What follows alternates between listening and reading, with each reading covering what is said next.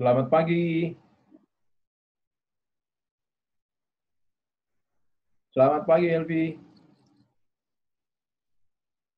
Selamat pagi, Jerry. Selamat pagi.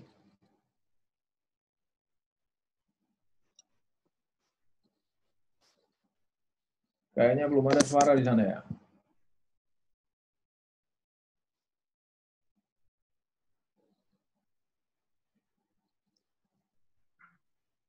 Selamat pagi, sahabat-sahabat semuanya. Selamat sahabat, selamat sahabat. Sahabat-sahabat juga buat para tamu yang hadir bersama kita nih. Ada beberapa tamu yang hadir kayaknya. Tuhan memberkati ya.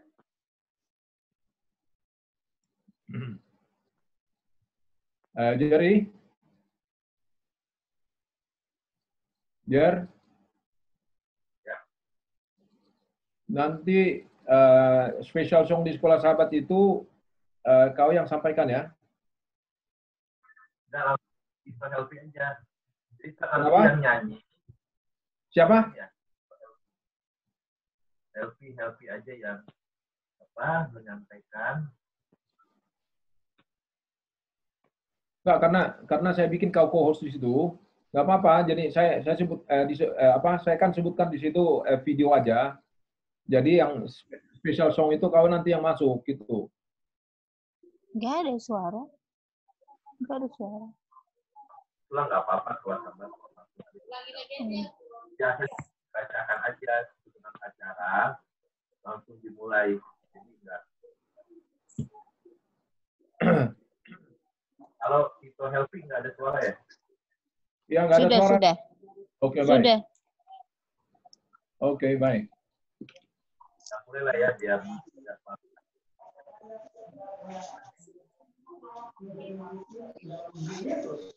Baik, selamat sahabat.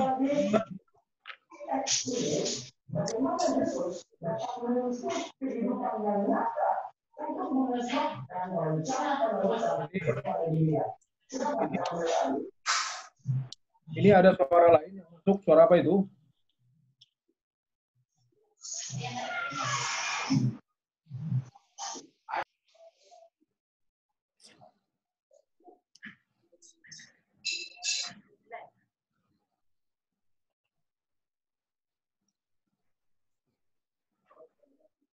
Gumut ya? Nggak ada apa-apa. Itu kecil.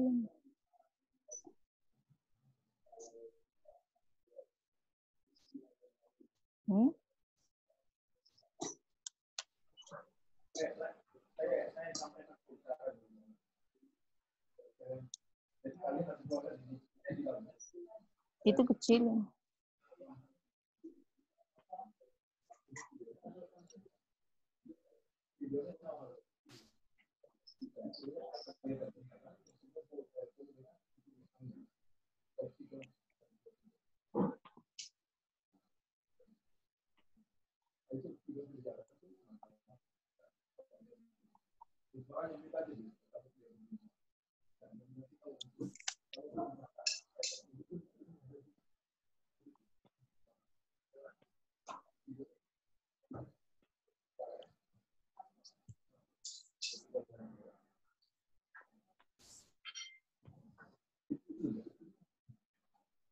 Kunci ya, kunci.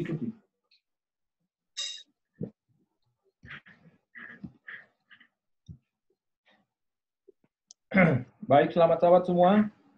Saya Selamat melihat sahabat. selamat sahabat keluarga Naga. Selamat sahabat keluarga Panjaitan. Ini Cibarusah belum ada saya lihat.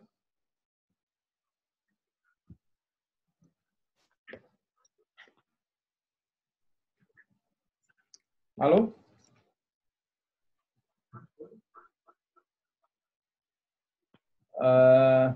Keluarga Bram ada saya lihat di sini. Selamat datang dan selamat sahabat. Sahabat. Pendeta muda, Chandra. Nggak kedengaran suaranya, pendeta.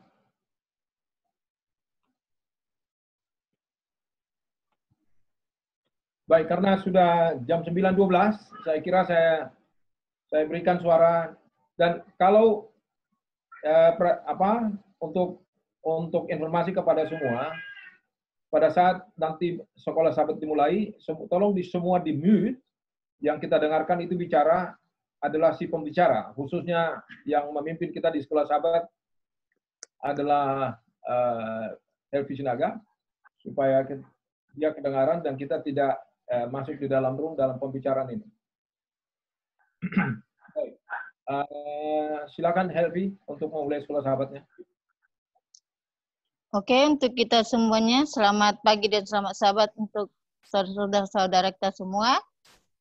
Kita senang untuk berbakti pada hari ini di pelajaran ke-8 yang berjudul Melayani Seperti Yesus.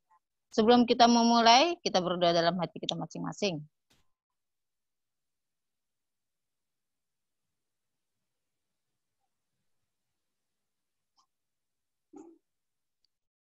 Untuk memulai acara perbaktian kita, mari kita membuka lagu Sion 438. Lagu Sion 438, Tuhan selalu pimpin aku.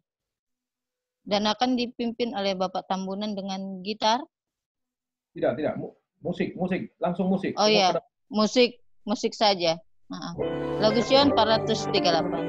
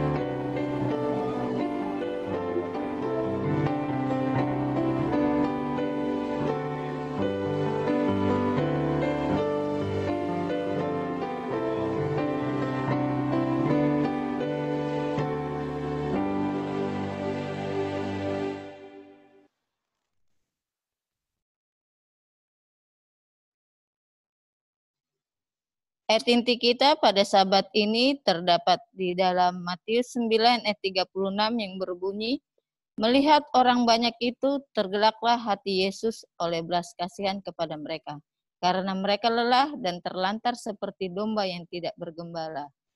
Untuk ayat ini mari kita sama-sama berdoa.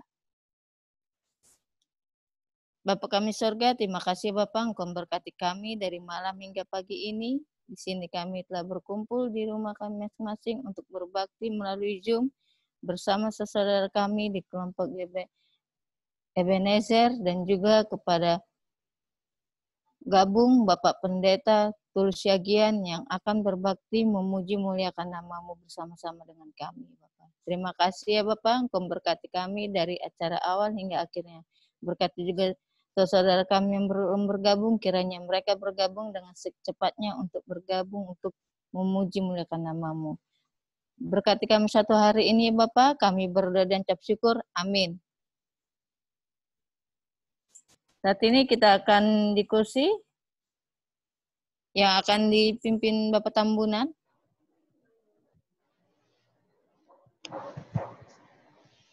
Halo? Bagaimana dengan kesaksian Ibu Eldi?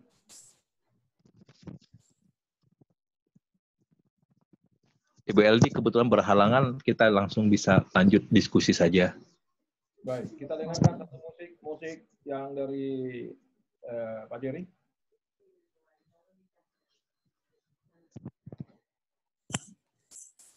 Itu penyanyinya siapa, Jer? Tolong diumumkan. Jadi ini Ibu Pane ya, kakak saya. Silakan. Baik. Keluarga Pane. Selamat malam. Kami mewakili dari Jemaat Pondok Melati. Pada malam hari ini kami akan menyanyikan sebuah lagu pujian. Biarlah lagu pujian yang akan kami nyanyikan boleh mengangkat iman dan harapan kita kepada Tuhan. Tuhan memberkati.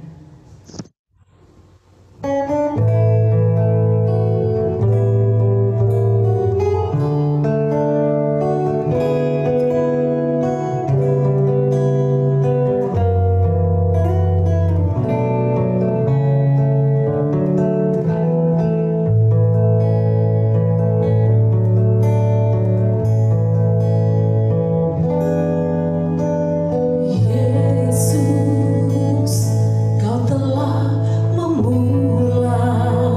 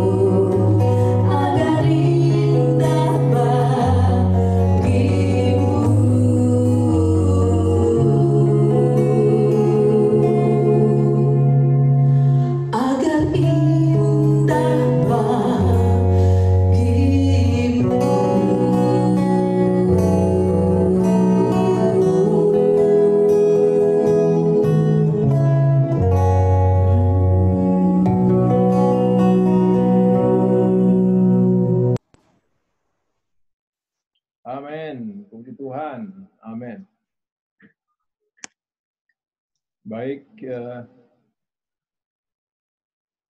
selamat sahabat sekali lagi untuk kita semua. Saya lihat keluarga Panjaitan, Cibarusah juga sudah ada, keluarga Simak Khalid, kelompok FKP ada di kamar sebelah, baru juga berkumpul bergabung dengan kita. Jadi puji Tuhan kita mendapat kesempatan boleh bertemu walaupun di tempat kita masing-masing untuk berbicara tentang firman Tuhan. Sesungguhnya sesuai dengan rencana dengan pembicaraan saya dengan Pendeta Dr. Tulus Segian, saya berharap tadinya beliau juga mengambil alih sekolah sahabat pada pagi ini, tapi tadi malam dia beritahukan ke saya bahwa pagi ini dia berkhotbah di Bandung, nanti jam 10. Jadi sekitar setengah jam lagi dia akan bergabung dengan kita, dan mudah-mudahan masih dalam saat sekolah sahabat ini sehingga dia juga bisa memberikan masukan-masukan terhadap kepentingan-kepentingan kita untuk lebih mengerti bagaimana dalam pemahaman sekolah sahabat. Saya berharap kita semua telah bersiap diri dari rumah dan belajar tentang sekolah sahabat di rumah masing-masing. Dan mudah-mudahan semua bisa dengar saya ya. Harus saya kencangkan dulu mikrofon saya ini sebentar supaya optimal pendengaran. Baik. Tema kita pagi ini adalah yang bertema melayani seperti Yesus. Sebentar saya pasangkan dulu saya punya presentation ini, sebentar ya.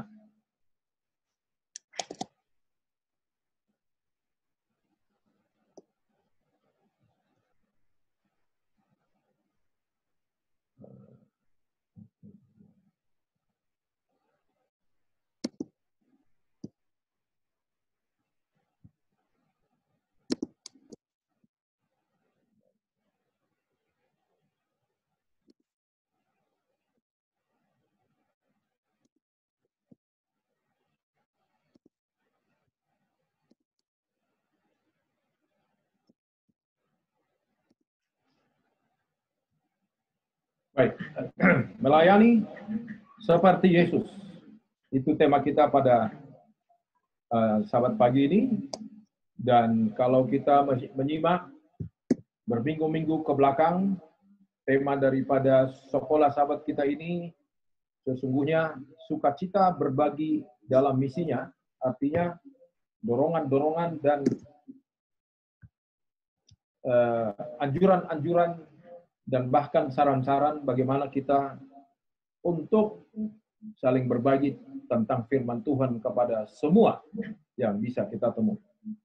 Jadi pagi ini sengaja khusus kita belajar tentang bagaimana Yesus zamannya melayani orang-orang di bumi ini pada saat dia ada bersama dengan kita di bumi ini. Ayat hafalan kita pagi ini yang berbunyi, melihat orang banyak itu tergeraklah hati Yesus oleh belas kasihan kepada mereka karena mereka lelah dan terlantar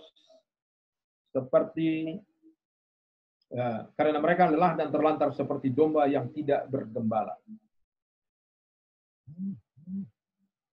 Dalam tema ini kita akan melihat bagaimana Yesus sebenarnya melakukan tindakannya di bumi ini pada waktu dia bersama kita. Yesus benar-benar memperhatikan orang dan lebih memprioritaskan kebutuhan orang lain dibanding dirinya sendiri.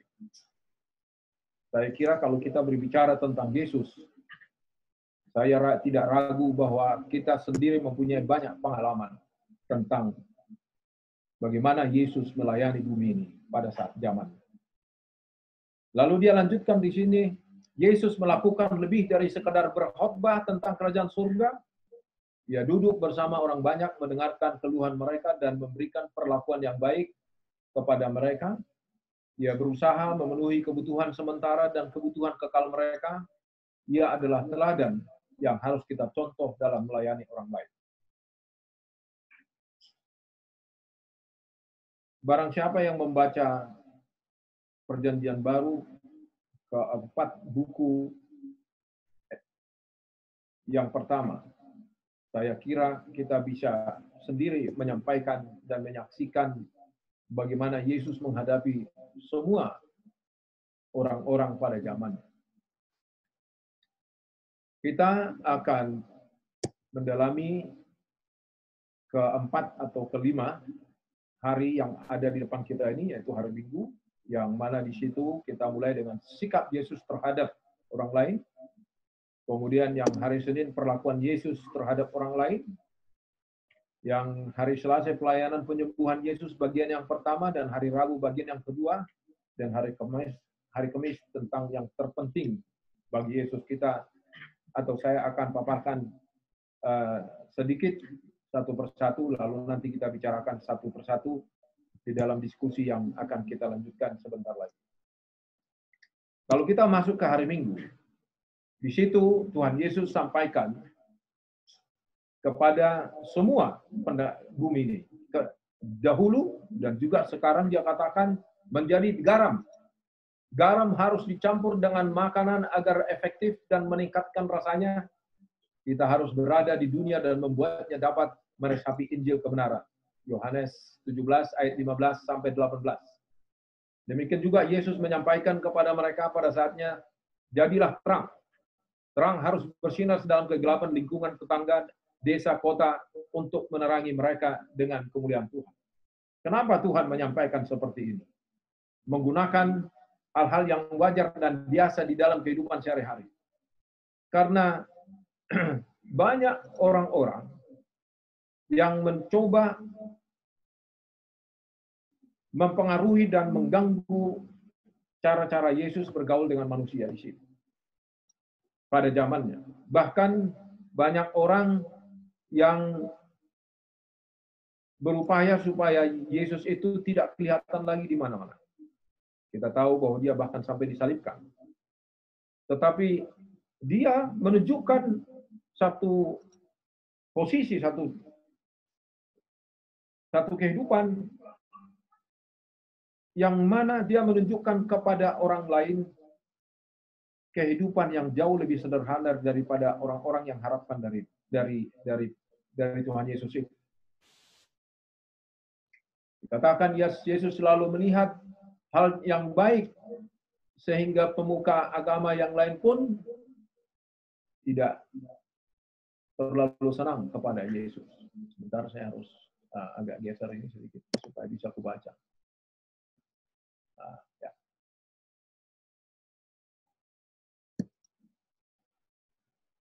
Dia duduk bersama dengan orang-orang berdosa. Kenapa? Karena kalau dia tidak bergaul dengan mereka dan tidak duduk bersama-sama dengan mereka, bagaimana sampai kepada orang lain apa yang Tuhan bawa dari surga? Kalau saya tidak bergaul dengan bumi ini, kalau saya tidak bergaul dengan tetangga saya, kalau saya tidak bergaul dengan masyarakat di luar sana, bagaimana saya bisa menyampaikan firman Tuhan kepada mereka? Ini Tuhan tunjukkan. Kalau kita ingat bagaimana dia datang ke bumi ini, dia katakan, bangsaku sendiri menolak saya. Lalu dia kemana pergi? Dia pergi ke pasar, dia pergi ke mana kerumunan-kerumunan orang. Di situ dia jumpai berjumlah manusia yang berbeda-beda kualitasnya. Apakah itu pemabuk? Apakah itu boleh katakan perokok kayak? Apakah itu orang-orang yang sibuk dengan segalanya yang kaitannya dengan masa depan tidak terlalu penting? Orang-orang yang sakit, orang-orang yang bagaimanapun, dia kunjungi dan dia bergaul dengan mereka. Karena kenapa? Yesus datang ke dunia ini untuk menghapuskan kegelapan dosa dan memberikan terang keselamatan kepada mereka. Yohanes 1 ayat 4-5 dan seterusnya. Ia berbaur dengan umat manusia untuk dapat melakukannya. Dia yang berjalan berkeliling sambil berbuat baik untuk menyembuhkan semua orang. Di Kisah 10 ayat 38. Jadi bukan hanya ngomong saja. Bukan hanya berbicara secara umum. Tetapi dia datang dan bergaul dengan mereka. Saya mengingat dari hari-hari saya ini, atau hari-hari kita ini, kalau kita lihat bagaimana Bapak Presiden Jokowi, saya sangat kagum dan selalu kagum melihat bagaimana caranya dia memimpin bangsa kita. Dia duduk bersama-sama orang masyarakat yang di pinggir jalan. Dia naik ke gunung sana untuk bertemu orang-orang Papua. Sampai belum lama kemarin, orang Papua itu mengatakan, kami kembali ke NKRI. Karena kami memiliki seorang presiden yang peduli dan peduli kepada kami. Dia naik motor dengan semua orang pemotor. Dia duduk dengan orang pemain-pemain gelandangan, pemain musik. Bernyanyi bersama-sama dengan mereka. Menunjukkan betapa dia peduli dengan mereka. Jadi tidak cukup hanya berbicara dari luar. Tidak cukup berbicara dari podium. Tetapi kita menunjukkan sikap kepada orang lain itu, di mana kita datang bergaul dengan mereka. Saya senang, kalau pengalaman pribadi saya senang, jika saya pergi ke lapangan bola, di situ saya bertemu dengan sejumlah kualitas manusia, bermain bola dengan mereka bersama-sama, yang di depan sana, di depan lapangan Citra Indah situ. Sekarang sudah mundur sih, tapi dulunya masih waktu masa aktifnya saya bergaul dengan mereka, berbicara dengan mereka, menunjukkan satu kualitas yang berbeda dengan cara-cara yang lain. Jadi hal-hal yang seperti itu kita lakukan. Bergaul dengan semua umat yang lain, gereja-gereja yang lain. Saudara-saudara tahu, saya salah satu eksekutif di BKSG. Dan bergaul dengan gereja-gereja lain, dan menunjukkan satu kualitas pengertian dan pemahaman tentang agama kita itu bagaimana sesungguhnya. Jadi inilah yang ditunjukkan oleh Yesus kepada bumi ini. Kalau disebutkan garam, artinya kita berbau, karena garam itu bukan hanya di satu titik di makanan itu, tetapi pada waktu dia masuk ke dalam satu sayur atau satu masakan, maka semua masakan itu terkena dengan garam itu. Artinya, kalau kita masuk ke dalam satu perkumpulan, maka mereka seluruhnya bisa mengenal saya dan saudara-saudara, sehingga mereka tahu apa yang akan kita sampaikan kepada mereka. Hari Senin, sudah hari Selasa. Di hari Senin, Yesus terhadap orang lain, barusan sudah kita bicarakan sedikit. Tujuan Yesus adalah utamanya mencari yang terbaik dari potensi-potensi manusia. Kalau kita ingat bagaimana Yesus memilih 12 muridnya. Mereka dengan berbagai karakter dan berbagai pengalaman pekerjaan. Tukang ikan kah? Dokter kah? Atau yang lain kah? Dia lihat potensinya. Dan dia panggil untuk menjadi pengikut Yesus. Banyak orang terheran-heran dengan perkataan Yesus. Bahkan Yohanes sampai mengatakan, kasih karunia dan kebenaran datang oleh Kristus. Kasih karunia, kebenaran. Saya kira kita paham dengan kasih karunia dan kebenaran. Engkau tidak jauh dari kerajaan Allah, katanya kepada seseorang. Kalau kita baca Matius 8 ayat 5 dan 10 itu, ya kan? Itu adalah cerita di mana seorang militer Romawi yang menyatakan bahwa salah satu yang dia bawahi, anggotanya sakit. Lalu dia meminta supaya Yesus menyembuhkan. Yesus berunding dengan dia. Tuhan Yesus tahu tentang posisinya. Seandainya Yesus bertemu dengan Presiden Jokowi, lalu ada seseorang daripada anggotanya yang sakit. Biasanya kita yang datang kepada Yesus. Kita yang datang kepada Pak Jokowi minta pertolongan. Tetapi dia katakan, tidak usah datang, cukup kalau engkau menyembuhkannya dari tempat ini. Ini menunjukkan bahwa dia mempunyai satu kepercayaan yang luar biasa kepada Yesus itu. Dan dia berikan penyembuhan itu. Artinya, Yesus melihat bagaimana seseorang itu dengan perlakuannya. Sehingga Yesus memberikan apa yang manusia butuhkan itu. Jadi, marilah kita cari hal-hal yang baik tentang orang-orang di sekitar kita. Menghargai mereka, walaupun terkadang, pengalaman ini ada juga masing-masing kita tentunya. Belum tentu orang lain itu suka dengan saya. Belum tentu orang lain itu mau bertemu dengan saya.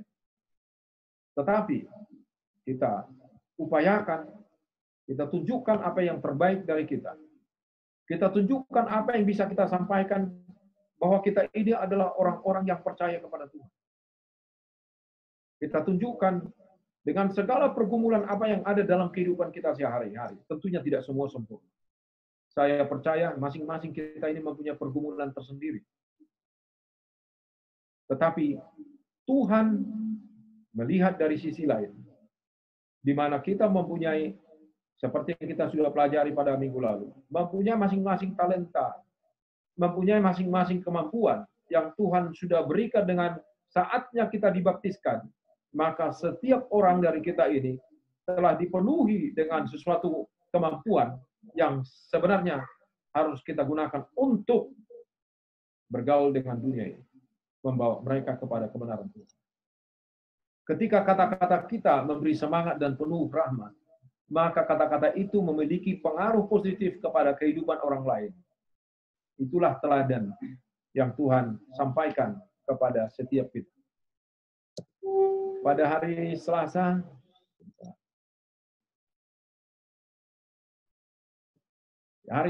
di sini disebutkan. Bentar ya.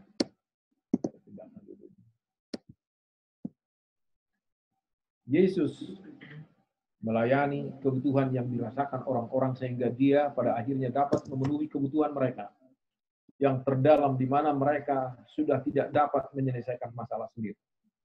Betapa banyak orang yang tidak mampu menyelesaikan persoalannya. Saya kira pengalaman ini banyak di kita yang kita tahu dan dengar dan mencoba membantu. Tetapi ada di sini dikatakan bahwa sebelum kita membantu orang lain, perlu kita ketahui seluk-beluk dan masalah yang apa yang dia lakukan, yang apa yang dia rasakan, dan ketahui latar belakangnya bagaimana, sehingga kita tidak hanya menyampaikan sesuatu advice atau sesuatu pengaruh yang ternyata bisa menjadi bumerang. Tidak semua apa yang kita sampaikan kepada orang lain itu berfungsi dan berguna 100% seperti yang kita harapkan. Ada kadang-kadang yang kita maksud yang baik itu menjadi salah satu hal yang membuat seseorang jadi lebih menderita. Atau terkadang mungkin kita lebih baik mendengarkan seseorang dan melepaskan semuanya apa yang dia pikirkan.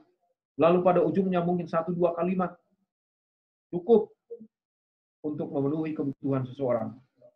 Dan dia sudah rasakan satu bantuan yang luar biasa.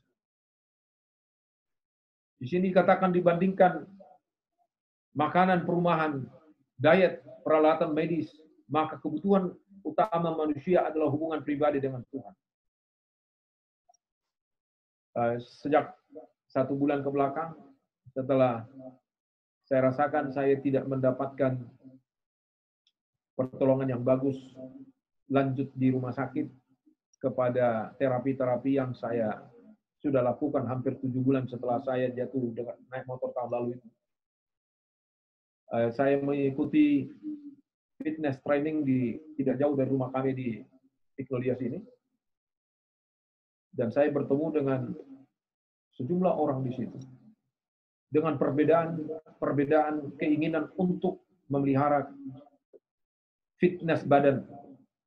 Saya datang ke sana sebenarnya hanya untuk menggerakkan tangan kiriku yang sudah cukup lama ini setelah terjatuh itu susah bergerak.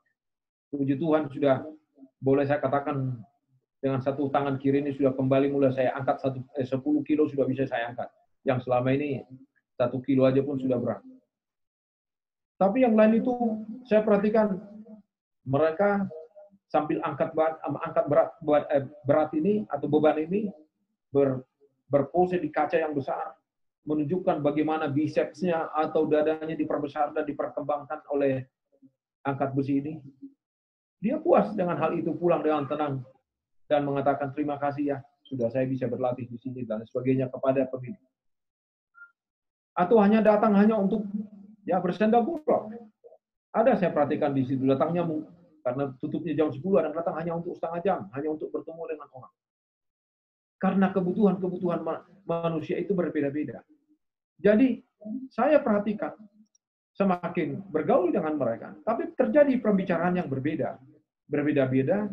Ada yang berbicara tentang bagaimana supaya menggunakan makanan tertentu untuk supaya badan itu sehat dan lain sebagainya. Saya hubungkan pembicaraanku itu dengan hal-hal apa yang saya mengerti dari ajaran abstain. Saat-saat seperti itu bisa kita gunakan untuk menyembuhkan satu masalah-masalah bagi orang lain. Jadi pelayanan Yesus Kristus mencakup lebih dari penyembuhan fisik dan emosional. Karena bagi Yesus penyembuhan fisik tanpa penyembuhan rohani tidaklah lengkap. Dan mungkin ini ada satu hal yang perlu masing-masing kita dalami supaya kita tahu bagaimana menyampaikan. Yang berikutnya, jadi mari fokus kepada hal-hal rohani dibanding dengan jasmani. Kalau kita sudah berbicara tentang rohani, artinya kita harus matang dan harus pintar mengerti apa yang dimaksud dengan Alkitab itu, supaya kita tidak percuma berbicara sama orang, karena sudah banyak orang sekarang mengerti Alkitab, tapi mana teks yang sebenarnya sesuai Alkitab itu, banyak orang tidak tahu di mana posisi itu. Nah, disitulah fungsi kita, menyampaikan kebenaran, dan yang tertulis itu, yang seperti Yesus sudah tunjukkan, bahwa yang tertulis itulah kebenaran itu. Jadi tidak hanya asal uraian dan penyampaian saja. Jadi mari fokus kepada hal-hal rohani, dikatakan di sini. Karena semuanya yang berbau jasmani pada akhirnya akan hilang. Kenapa? Kita akan mati. Kita akan mati, tapi rohani kita itulah yang akan membawa kita menuju kepada kerajaan surga. Itulah penyembuhan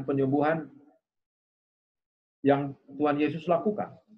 Pada hari Rabu, yang berikutnya, ada 3 metode di sini pelayanan yang Tuhan lakukan. Yang pertama itu pengajaran, yang kedua khotbah, dan penyembuhan dan mujizat-mujizat. Tapi kalau kita baca di Markus 1 ayat 2 dan 39. Nah, sebentar, kayaknya ada yang mau masuk. Bentar ya. Oh, baik. Selamat kembali bergabung, Jerry. Tadi keluar kayaknya. Sorry. Jadi lari.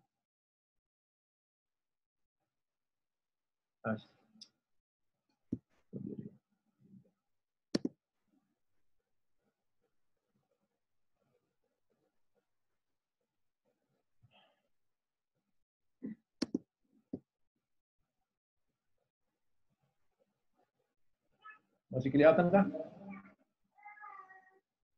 Bentar ya. Baik. Jadi Yesus itu sebenarnya datangnya tujuannya ke bumi ini adalah untuk menyelamatkan manusia. Jadi dia datang ke bumi ini mengajari semuanya dimanapun dia berada. Artinya dia tidak melakukan satu tindakan, seandainya dia datang ke Citra Indah, lalu di Citra Indah terus. Dia membuka satu lahan pelayanan di Citra Indah. Dia lakukan pengajaran, dia mengkhotbah, dia melakukan mujizat-mujizatnya di sini, dan banyak pengikutnya tiba-tiba. Lalu sesudah sore, dia lalu berdoa kepada satu tempat. Dan pada saat itu juga, dia katakan kalau kita baca di Markus 1:32 sampai 39 itu, Yesus itu berangkat kepada desa yang berikutnya. Dan berikutnya, setelah dia selesai di satu tempat. Artinya, dia tidak gunakan selamanya di satu tempat.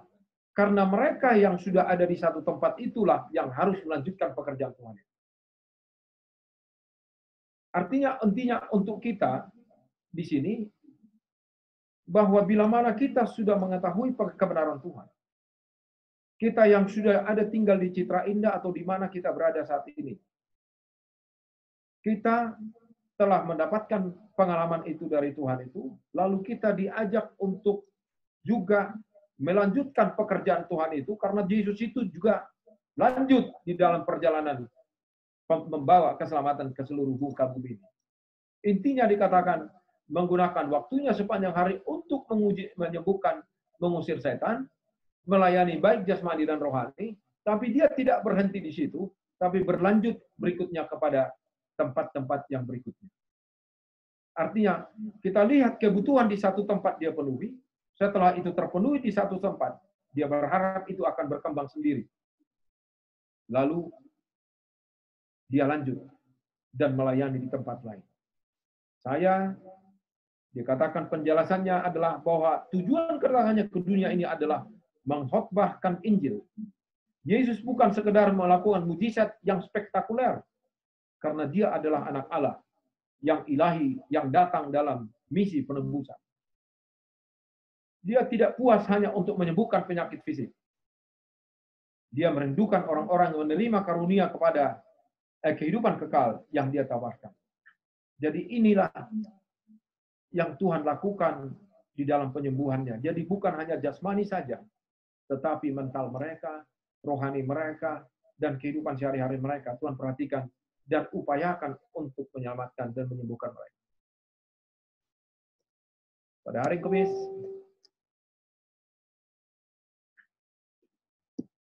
yang terpenting bagi Yesus. Apa yang terpenting untuk Yesus di dalam pelayanannya? Dia, atau kita sudah baca sering, saya percaya, Matius 24 dan Matius 25. Di situ dia sampaikan bagaimana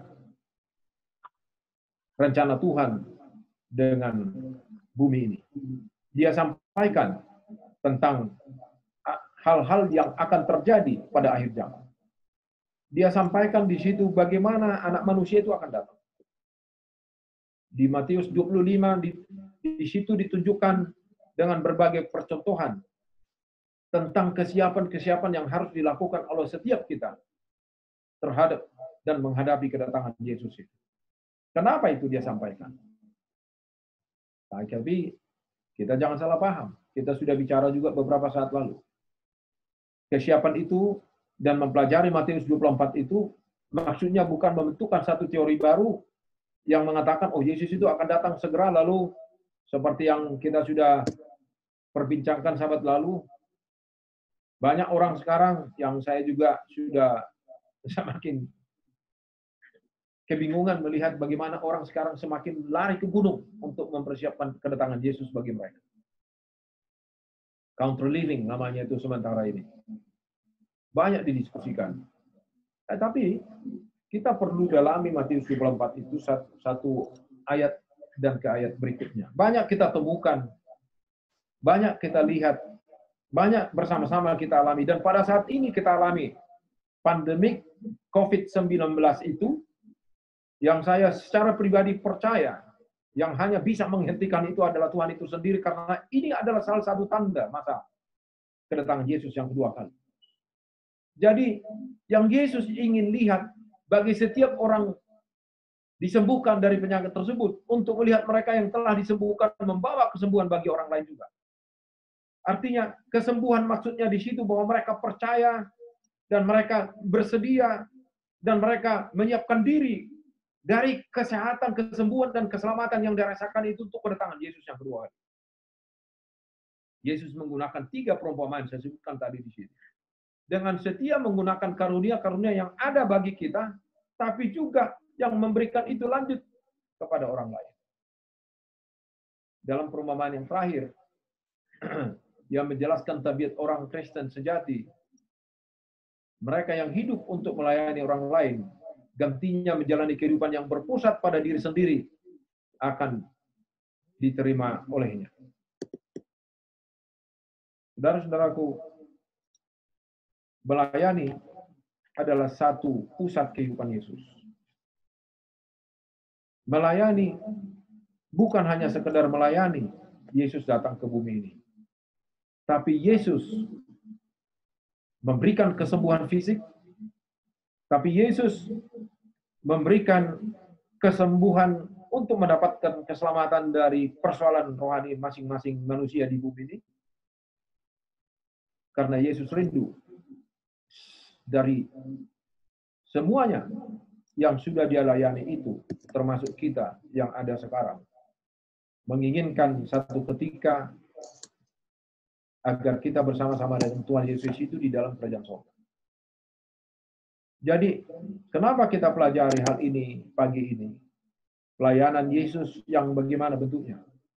Tidak lebih dan tidak kurang adalah agar kita yang sudah menerima kebenaran ini boleh mengambil sikap, boleh mengambil saran-saran, boleh mengambil teori dan praktek-praktek yang Tuhan lakukan atau Tuhan Yesus lakukan di bumi ini menjadi satu pegangan, menjadi satu saran, menjadi satu metode untuk membawa pekabaran Tuhan kepada lingkungan kita dan sekeliling. Supaya lebih banyak orang-orang juga ikut menerima kebenaran Tuhan. Dan boleh bersiap diri juga seperti kita untuk kedatangannya yang kedua. Saudaraku yang kekasih di dalam Yesus, untuk sebagai pengawal daripada sekolah sahabat ini, itulah yang bisa saya sampaikan pagi ini.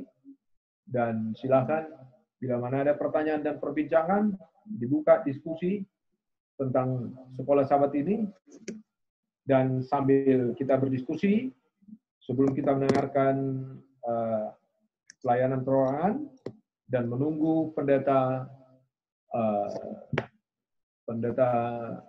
Siagian datang, saya belum lihat beliau sudah masuk ke kita.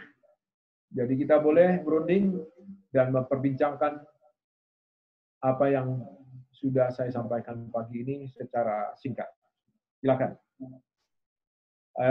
Bapak Simanung Khalid ada di sebelah. Mungkin mikrofonnya dihidupkan supaya menambahkan kali Pak Simanung Khalid. Silakan. Yang lain dulu.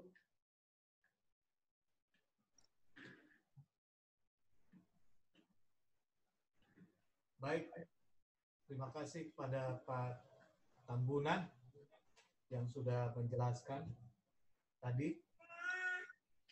Jadi ada sedikit yang saya mau tambahkan. Bagaimana cara melayani teman-teman kita, ya, baik di sekeliling kita maupun yang jauh daripada kita. Bagaimana? Ya, jadi cara-caranya ini seperti pelajaran sekolah sahabat pada sahabat yang indah ini adalah seperti Kristus. Jadi melayani bukan seperti Simanung Khalid. Ya. Melayani bukan seperti orang-orang lain, tetapi ditekankan melayani seperti Kristus. Kenapa demikian? Kristus adalah pelayan yang terbaik yang ada di dunia ini. Kenapa demikian? Dia bisa masuk ke seluruh aspek-aspek dunia ini.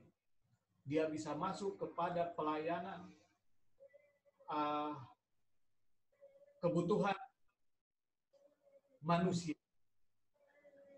Yang pertama tadi saya tambahkan sedikit, Yesus selalu melihat orang itu positif, tidak melihat negatif. Kenapa demikian? Kalau kita melihat orang negatifnya, semua orang berdosa. Tapi Yesus melihat semua orang negatifnya. Maksud saya positifnya, bukan negatif. Jadi Yesus itu melihat kebaikan semua manusia. Padahal bertolak belakang.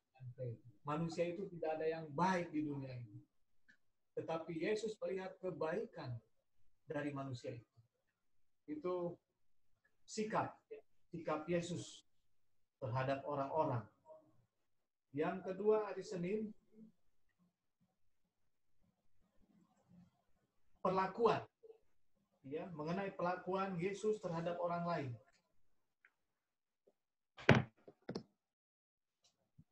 Jadi Yesus memperlakukan orang, saudara,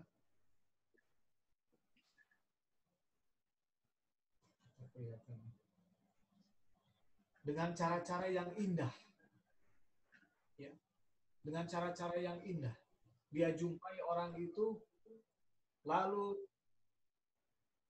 orang itu jadi bukan dipuji ya, tapi dilihat supaya orang ini bisa bersemangat. Ya.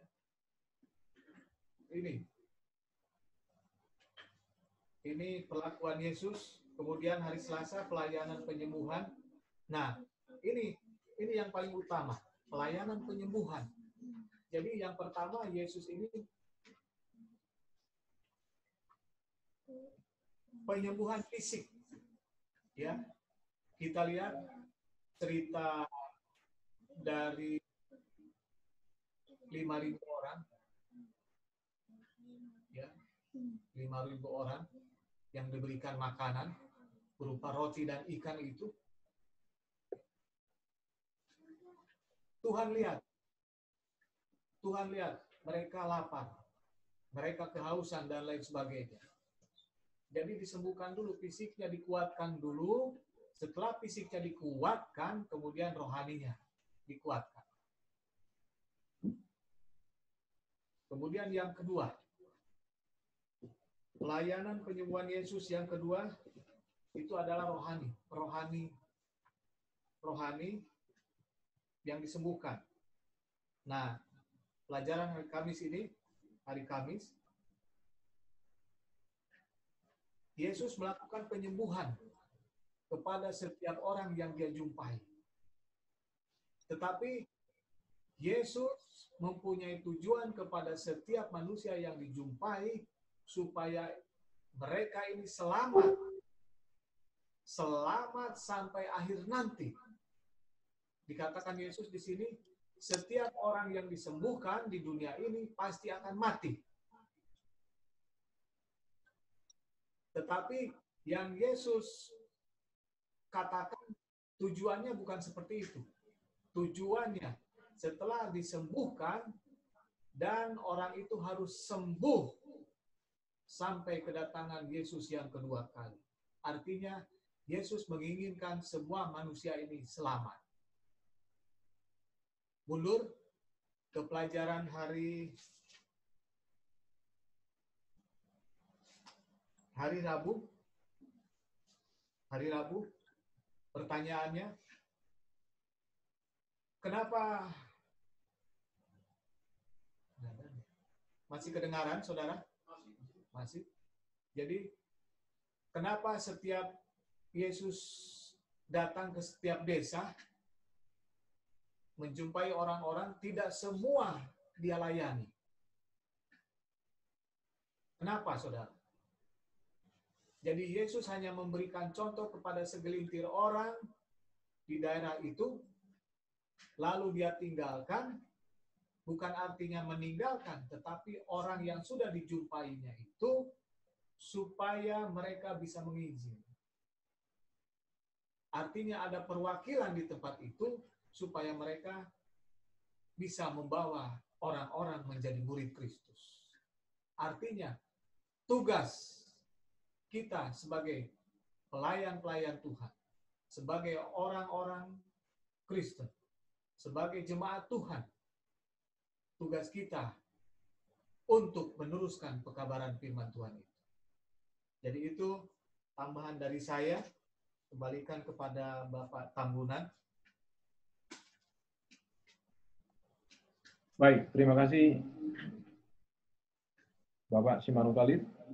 Kita bersenang hati mendengarkan tambahan barusan. Silakan yang lain. Karena kita masih banyak waktu ini, saya sengaja agak lebih singkat bicara. Sepertinya terlalu singkat karena pendeta masih belum kelihatan. Dia masih di tempat lain. Ya, silakan. Ada di situ saya lihat keluarga penderitaan Konrad, Ibu Rusa dan Jenny. Mungkin dari Pak Chandra ada kali. Boleh ditambahkan, Pak Pendeta.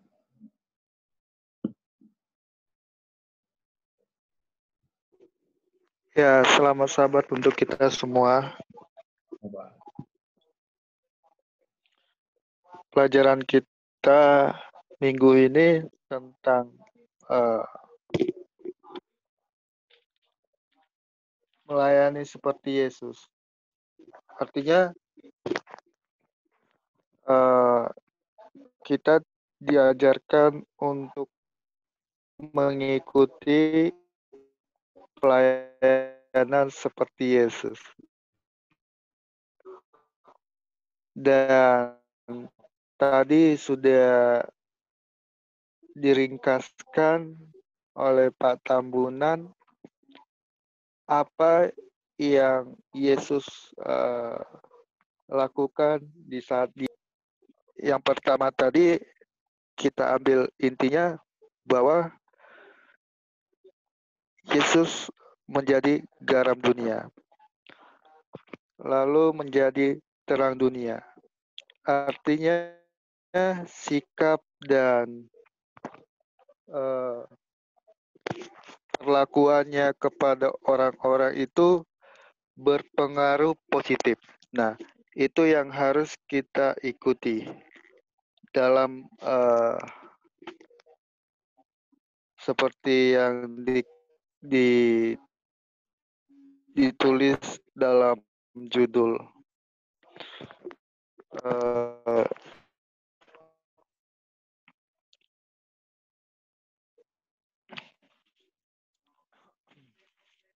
Seperti yang sudah diringkaskan ialah memenuhi kebutuhan, ya. Yesus memenuhi kebutuhan orang-orang di luar sana. Jadi pelajaran kita ini tidak terlalu membingungkan karena pelajaran kita ini adalah pelajaran yang langsung saja bisa kita praktekkan di dalam pelayanan kita. Jadi mungkin yang perlu kita renungkan secara pribadi bagaimana yang sulit kita tiru dari Yesus Kristus di saat pelayanan. Ya. Contoh, saya sulit untuk seperti Yesus dalam hal memenuhi kebutuhan dalam menjadi pengaruh positif bagi orang-orang di sekitar kita. Nah, kalau kita sudah merenungkan itu, maka kita harus perbaharui mana yang kurang, mana yang memang sudah ada. Salah satu dari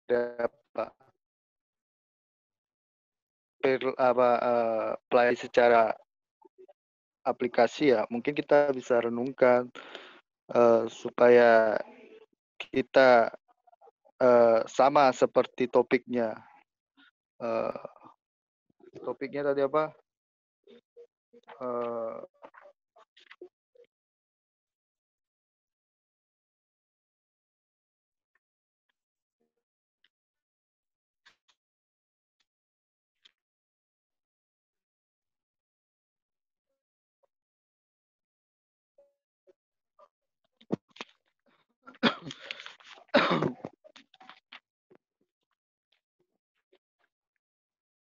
Iya Pak. Hanya itu yang saya mau tekankan, renungkan apa pelayanan atau sikap Yesus yang kita tidak miliki. Jadi mungkin itu aja Pak Tambunan yang perlu saya tekankan. Baik, terima kasih Bapak Pendeta Muda. Bagaimana yang lain? Ada pertanyaan? Kayaknya nggak suka melayani kita nih kalau diam-diam. Gimana nih? Gimana Ibu, pimpinan sekolah sahabat? Susah.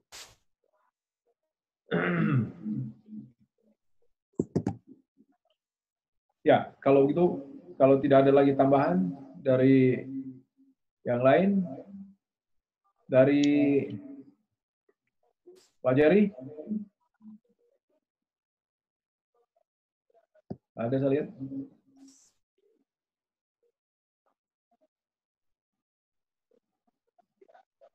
Ini keluarga Bram udah keluar kali.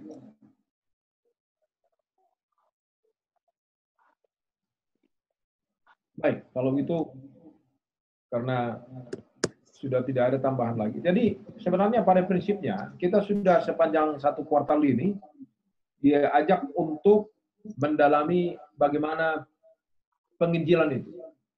Hari ini kita belajar metode yang lain dan metode yang terbaik itu dan yang benar-benar memang berhasil adalah pelayanan apa yang Tuhan Yesus lakukan. Jadi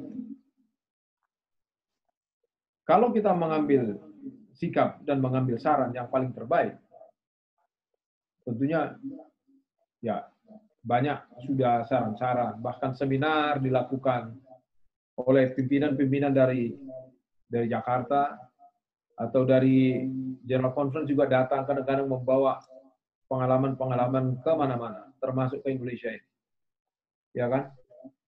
Ya kan? Ada lagi yang disebutkan pernah mengenal dan mengtes apa karunia-karunia yang Tuhan letakkan di dalam kehidupan seseorang. Ada struktur tesnya itu. Saya juga pernah melakukan itu dulu. Dan juga saya lakukan di jemaat saya dulu waktu saya masih di Eropa. Untuk mencari tahu, karena kadang-kadang orang, aku nggak berani, aku nggak gini. Padahal sebenarnya ada semuanya. Ya kan? Nah, yang menjadi persoalan di dalam pelayanan ini adalah keberanian itu tidak perlu, tapi kemauan itu yang perlu. Kalau ada kemauan, maka Tuhan akan tambahkan segalanya. Kalau kita berbicara tentang apa yang Tuhan Yesus kirimkan sebagai contoh, di mana dia katakan ada dia berikan talenta kepada satu orang satu, kepada yang kedua 3, kepada yang kelima 5, kepada yang ketiga 5, ya kan? Masing-masing menunjukkan kemampuannya. Yang 5 membawa kembali 5, yang 3 membawa kembali 3, yang 1 dia tidak lakukan, dia tanam bahkan dia mendapat hukuman yang lain. Tapi yang saya mau bahas adalah yang 5 ini. Kita jangan salah paham. Dan yang 3 itu kita jangan salah paham. Kalau dia sudah mendapat 3, lalu dia bawa 3, berarti dia memiliki 6 talenta yang baru. Itu maksudnya. Dia mendapat 5, dia bawa pulang 5, 10 talenta yang baru. Itu maksud Tuhan Yesus dengan situasi itu. Jadi artinya di sini, kalau kita memiliki 1 pun, lalu kita gunakan itu, maka dengan sendirinya akan berkembang hal-hal yang lain, yang menjadi satu tambahan melebihi dari 1 konsep. Nah, jadi saya selalu suka menyampaikan seperti ini. Di Matius 28 itu disebutkan, pergilah, khotbahkan, atau beritakan Injil, lalu siapa yang percaya, baru baptiskan. Ini ada 2 situasi. Yang di situasi yang perlu kita pahami. Yang satu adalah pergi dan menginjil, itu fase pertama, dan fase yang kedua adalah kalau dia percaya, baru baptiskan. Yang membuat orang percaya bukan saya, bukan kita, tetapi Roh Kudus, bimbingan Tuhan, itu yang membuat seseorang terpengaruh mendengarkan apa yang kita sampaikan itu, lalu dia akan datang membawa feedback kepada saya dan kita untuk mengatakan saya ingin dibaptis. Itu pekerjaan daripada Roh Kudus, bukan pekerjaan kita. Jadi tuntutan yang paling penting untuk semua kita dari pengalaman dan pendidikan hari ini adalah seperti Yesus lakukan tadi. Dia pergi dari satu tempat ke tempat yang berikutnya. Dia bawa pekabaran itu. Dia tidak tahu di situ ada orang yang percaya atau tidak. Tapi dia pergi dan menyampaikannya. Ini tantangan yang perlu kita pegang. Kita pergi dan sampaikan pekabaran Tuhan ini. Jadi itulah tambahan terakhir dari saya. Kalau tidak ada lagi yang lain, saya ucapkan terima kasih banyak sudah mendengarkan. Ini saya saya persiapkan tadi malam apa yang saya sampaikan pagi ini mungkin tidak sedalam mungkin oleh karena persiapan saya yang begitu singkat. Perlu saya sampaikan dan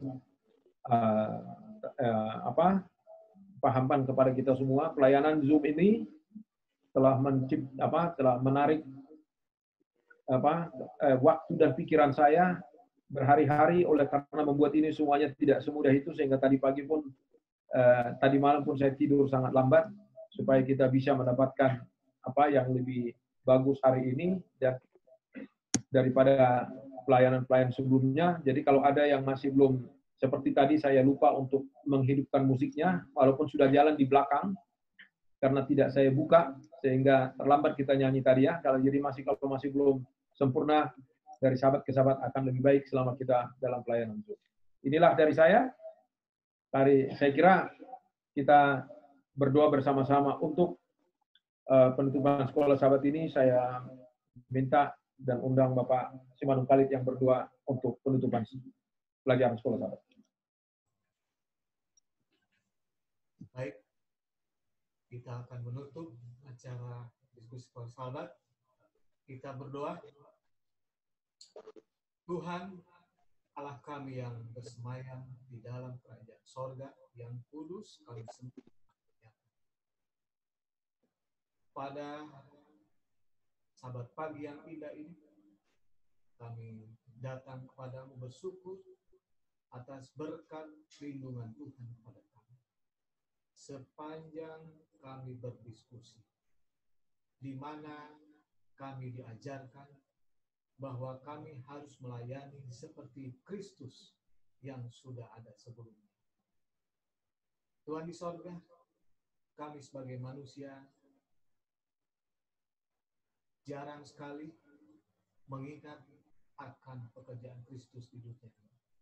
Tetapi pada saat ini kami diingatkan bagaimana supaya kami sadar dan boleh menyadarkan teman-teman kami. Secara manusia kami tidak kuat. Oleh karena itu kiranya Engkau memberikan Roh Kudus di dalam hati kami masing-masing, supaya kami boleh melayani teman-teman kami seperti Kristus. Biarlah kami dikuatkan selalu, dan banyak jiwa-jiwa menjadi murid Kristus dan akhirnya boleh terselamat. Tuhan di sorga, Bapak Tambunan yang sudah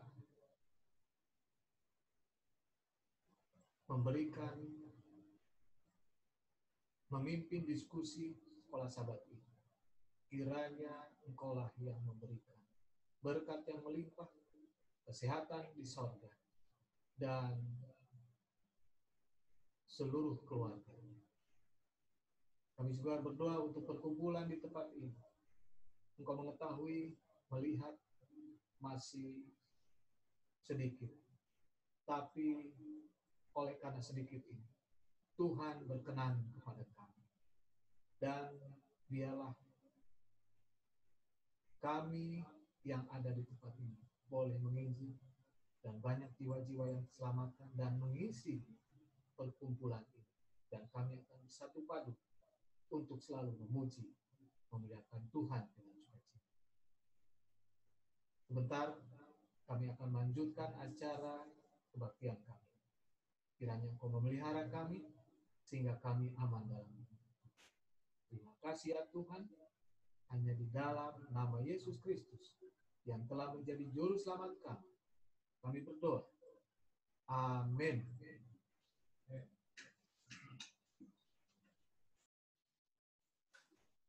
Baik, Terima kasih. Ya. Terima kasih kepada Bapak Tambunan dan kepada Bapak Manung Khalid, juga Pak Pandit Data Marbun yang telah membawakan diskusi pelajaran sekolah sahabat kita pada sahabat ini. Kiranya nanti sore kita akan mempelajarinya di pelajaran 9 di rumah kita masing-masing yang berjudul Mengembangkan Sikap yang Memenangkan. Kita akan diskusinya sahabat besok. Dan saat ini kita masuk di ruang PP ya Pak Tambunan ya? Ya, silakan. PP yang dibawakan oleh Bapak Manung Khalid. Silakan Pak. Kita akan lanjut kembali. Jadi, oke. Saya ingin mengucapkan selamat sahabat kembali kepada saudara. Pada keluarga Pak, Jose Valentino. Ya, selamat sahabat. Selamat sahabat. Kemudian keluarga sama ya, keluarga Panjaitan ya, ini Jose. Ada dua ya. Ya, Lanjutan selamat sahabat. GMI. Ya, kemudian Bapak Pol Taksinaga beserta keluarga. Selamat sahabat.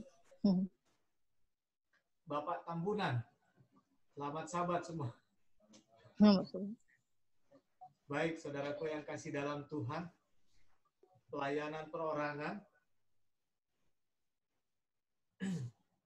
saya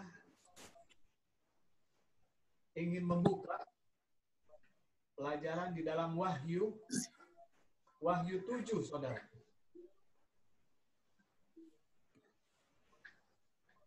Jadi, bisa saja ini kalau judul ini dibuat oleh manusia ya, biasanya judulnya dibuat manusia, padahal kalau kita lihat firman Tuhan yang sesungguhnya judul-judulnya seperti tidak demikian. Tapi saya tidak ke situ, tetapi yang saya mau bacakan ini mengenai penginjilan juga bagi kita. Wahyu 7 saya baca terlebih dahulu. Kemudian daripada itu aku melihat 4 malaikat berdiri pada keempat penjuru bumi. Dan mereka menahan keempat bumi, supaya jangan ada angin bertiup di darat, atau di laut, atau di pohon-pohon. Saudaraku, ada satu cerita.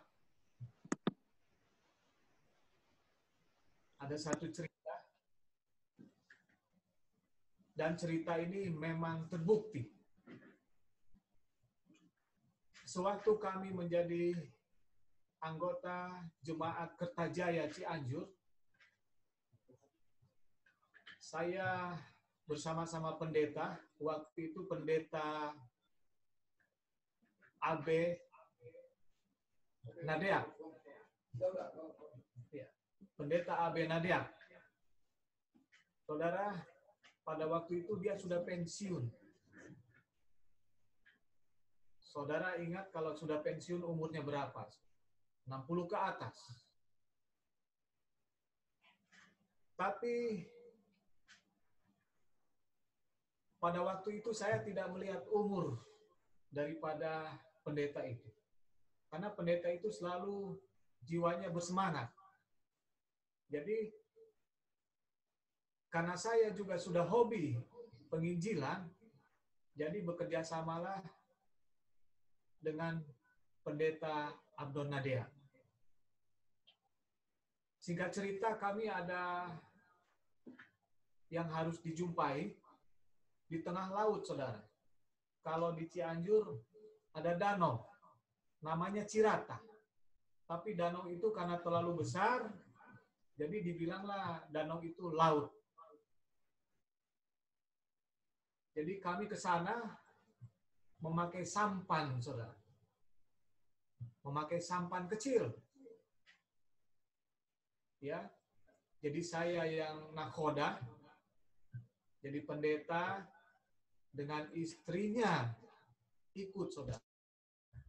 Saudara bisa bayangkan, sampan sekecil itu, ya, kita naiki 4 orang, saudara. Dan yang menaiki itu ada orang tua. Pendeta tadi, beserta ibu pendeta. Umurnya 65 ke atas lah begitu kira-kira. Kami menginjili ke tengah danau itu. Terkadang ada pagi, ada malam. Kalau pagi, saudara mungkin masih tidak ngeri ya. Tapi kalau malam, saudara, itu jalan ke laut itu ngeri sekali. Jalan dari rumah ke tepi laut itu gelap. Ya, saya masih muda, mungkin bisa berenang, saudara. Kalaupun nanti sampan itu tenggelam, saya masih bisa berenang kayaknya. Tapi kalau pendeta bersama istrinya, nah itu yang menjadi masalah bagi kita. Tetapi dengan keyakinan kita, kami ke seberang, saudara. Siang-siang. Kemudian malam hari. Itu malam hari, saudara. Di laut tidak ada penerangan. Pakai sampan. Dan sesekali kita pakai motor boot yang besar menemui mereka. Jadi waktu itu saya tidak ngeri, saudara. Tapi setelah sekarang saya berpikir ngeri sekali. Ya, harus ke laut, saudara. Ya, ombaknya kecil memang. Tetapi kalau sampan ini terbalik karena memang sampan ini kecil, ini bisa anfal, saudara. Kembali ke Wahyu 7 tadi. Kemudian daripada itu aku melihat 4 malaikat berdiri pada keempat penjuru bumi. Dan mereka menahan keempat angin bumi. Supaya jangan ada angin bertiup di darat, atau di laut, atau di pohon-pohon. Saudara, kita diingatkan kembali oleh Wahyu 7. Tuhan akan menjaga kita melalui 4 malaikat ini, saudara. 4 malaikat ini bertugas untuk menjaga kita sebagai umat-umat Tuhan, supaya kita tidak takut dengan angin itu. Saudara, kembali lagi cerita tadi. Pendeta kami sangat yakin sekali kepada Tuhan. Walaupun banyak rintangan di laut itu, tetapi pendeta yakin kepada Tuhan, karena pendeta ini adalah hambanya, dan kami semua umatnya, dan kami akan diselamatkan. Dan memang, sampai tiba saatnya KKR, kita selamat, saudara. Dan banyak jiwa-jiwa yang datang kepada Tuhan melalui Roh Kudus Tuhan. Jadi, apa yang menjadi contoh dan teladan bagi kita? Supaya kita tidak takut, saudara. Apalagi zaman sekarang, banyak sekali orang mengatakan, ini zaman corona.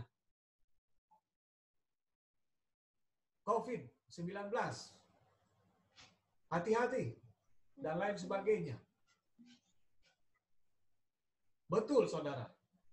Menurut kesehatan.